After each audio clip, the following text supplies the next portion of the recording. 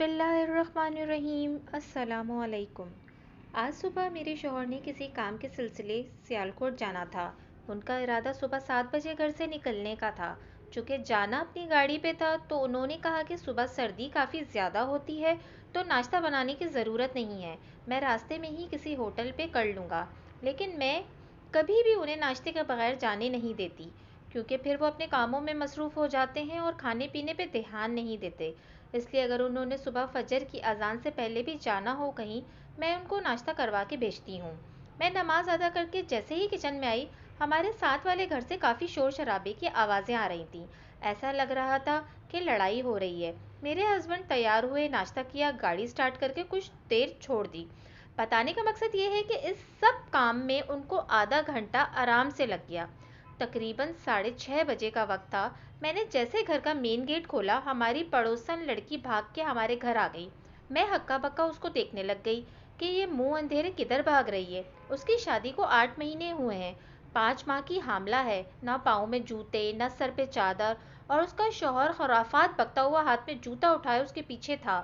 ہمارے گھر میں آتے ہی وہ لڑکی میرے پیچھے چھپ گئی اور اس کا شوہر بھی اس کو مارنے کی جیسے ہی میری طرف لپکا، فوراً میرے شوہر گاڑی سے باہر نکلے کہ ہو کیا رہا ہے یہ۔ اس عورت کی ساس بھی بیٹے اور بہو کے پیچھے پیچھے ہمارے مین گیٹ میں آ گئی تھی۔ میرے شوہر نے جب اس کے شوہر سے پوچھا کہ کیا کر رہے ہو تم، تو فوراً وہ لڑکا اور اس کی ماں میرے شوہر سے بدتمیزی کرنے لگے کہ آپ کو کیا تکلیف ہے، یہ ہمارے گھر کا معاملہ ہے۔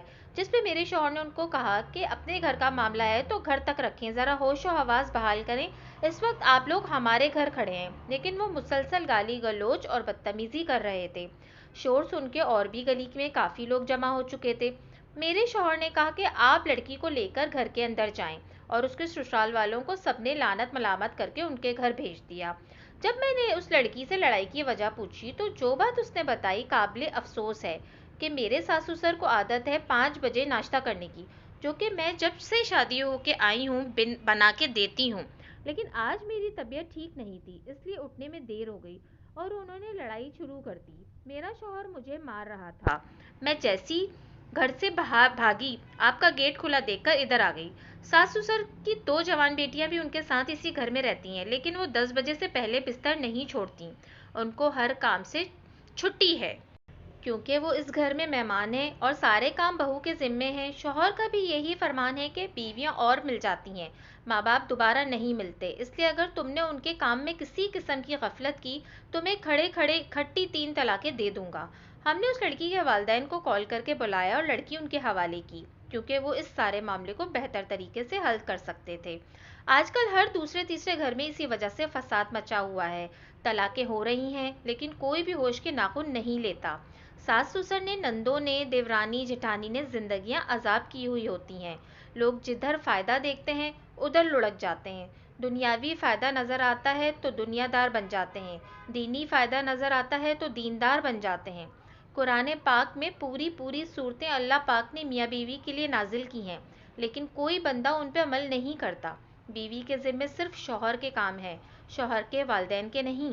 اگر بیوی کر دے تو اس کی نیکی اور احسان ہے، نہ کرے تو گناہگار نہیں ہے۔ شوہر کی اجازت کے بغیر بیوی گھر سے ایک قدم باہر نہیں نکال سکتی، لیکن ساس سسر کی اجازت ہو یا نہ ہو اس سے فرق نہیں پڑتا۔ بیوی کی ہر جائز ضرورت پوری کرنا شوہر کا فرض ہے اور شوہر کی خدمت کرنا بیوی کا فرض ہے، اس لیے خدا را ان چیزوں کو سمجھیں۔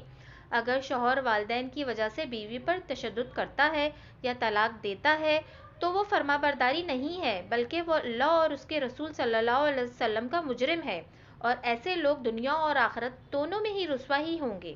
ساس سسر کو چاہیے کہ وہ بھی بہو کی عزت کریں اور بہو کو بھی چاہیے شوہر کے تمام رشتوں کی تعظیم کرے، تبھی زندگی اچھی گزر سکتی ہے۔ اگر بہو کو ایک نوکرانی کی طرح ٹریٹ کیا جائے تو گھروں میں سکون ختم ہو جاتا ہے اور نتیجہ شدید تصادم کی صورت میں نکلتا ہے۔